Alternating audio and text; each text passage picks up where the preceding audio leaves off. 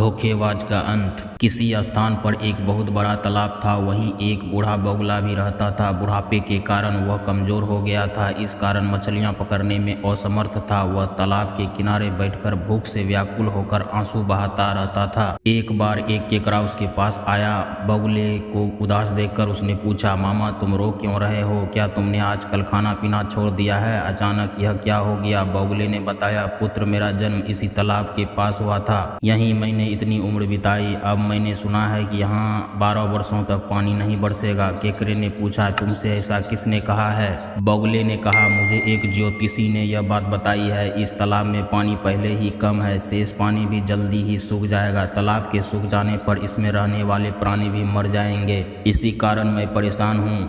बगुले की यह बात केकड़े ने अपने साथियों को बताई। वे सब बगुले के पास पहुंचे। उन्होंने बगुले से पूछा, मामा ऐसा कोई उपाय बताओ जिससे हम सब बच सके। बगुले ने बताया, यहाँ से सब कुछ दूर एक बड़ा सरोवर है। यदि तुम लोग वहाँ जाओ तो तुम्हारे प्राणों की रक्षा हो सकती है। सभी ने एक साथ पूछा, हम उस सरोवर तक पहुँचेंगे कैसे? चालाक बगुले ने कहा, मैं तो अब बूढ़ा हो गया हूँ। तुम लोग चाहो तो मैं तुम्हें पीठ पर बैठाकर उस तालाब तक ले जा सकता हूँ। सभी बगुले की पीठ पर चढ़कर दूसरे तालाब में जाने के लिए तैयार हो गए। दुष्ट बगुला प्रतिदिन एक मछली को अपनी पीठ पर चढ़ाकर ले जाता और शाम को तालाब पर लौट आता। इस प्रकार उसकी भोजन की समस्या हल हो गई। एक दिन केकड़े ने कहा, मामा अब मेरी भी तो जान बचाइए। बगुले ने सोचा कि मछलियां तो वह रोज खाता है, आज केकड़े का मांस खाएगा।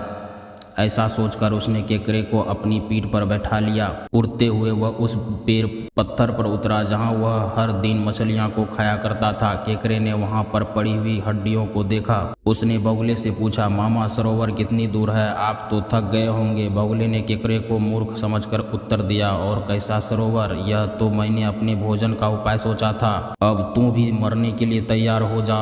मैं इस पत्थर पर बैठकर तुझे खा जाऊंगा। इतना सुनते ही केकड़े ने बगुले की गर्दन जकड़ ली और अपने तेज दांतों से उसे काट लिया। बगुला वहीं मर गया। केकड़ा किसी तरह धीरे धीरे अपने तालाब तक पहुंचा। मछलियों ने जब उसे देखा तो पूछा, अरे केकर भाई, तुम वापस कैसे आ गए? मामा को कहाँ छोड़ आए? हम तो उनके इंतजार में बैठे हैं। यह सुनकर केकड़ा हंसने लगा। उसने बताया, वह बगुला महाठग था। उसने हम सभी को धोखा दिया। वह हमारे साथियों को पास की एक चट्टान पर ले जाकर रखा जाता था। मैंने उस धूर्त बगुले को मार दिया है। अब डरने की कोई बात नहीं है। इसीलिए कहा गया है कि जिसके पास बुद्धि है उसी के पास बल भी होता है। कहानी पसंद आया हो दोस्तों तो लाइक, सब्सक्राइब एंड शेयर जरूर करें।